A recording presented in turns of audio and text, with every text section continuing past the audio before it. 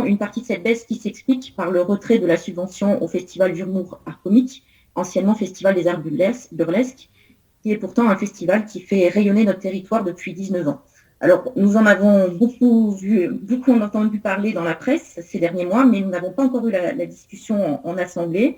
Et je pense que nous sommes ici nombreux à considérer qu'Art Comique a toute sa place dans les actions culturelles qui participent de l'attractivité de notre métropole.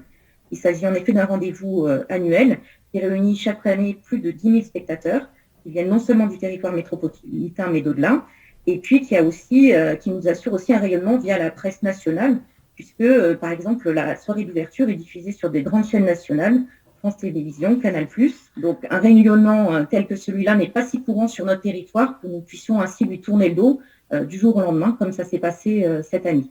D'autant plus que l'édition 2022 qui a eu lieu depuis a une nouvelle fois très bien fonctionné, avec une majorité de spectacles qui ont un fichier complet montrant que le spectacle n'est pas boudé par nos concitoyens, bien au contraire.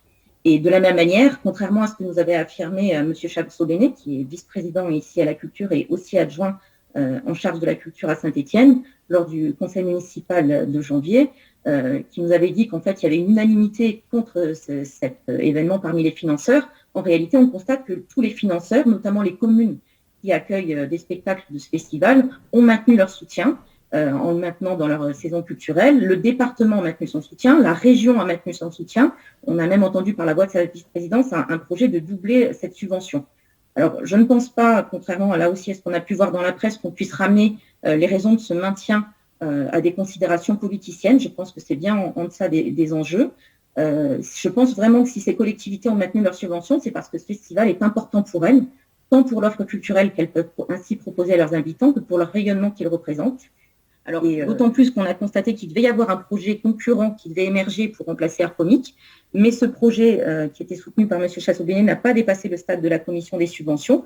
Et donc, aujourd'hui, notre territoire n'a pas d'autre offre comparable à ce festival d'humour qui est bien installé et qui fonctionne bien. Donc, pour toutes ces raisons, je regrette le retrait de la subvention de la métropole cette année et je vous demande si vous envisagez, Monsieur le Président, de pouvoir revenir sur cette erreur d'appréciation et de rétablir rapidement le soutien de métropole au Festival d'Art Comique pour qu'il puisse retrouver sa place parmi les événements qui font rayonner notre métropole.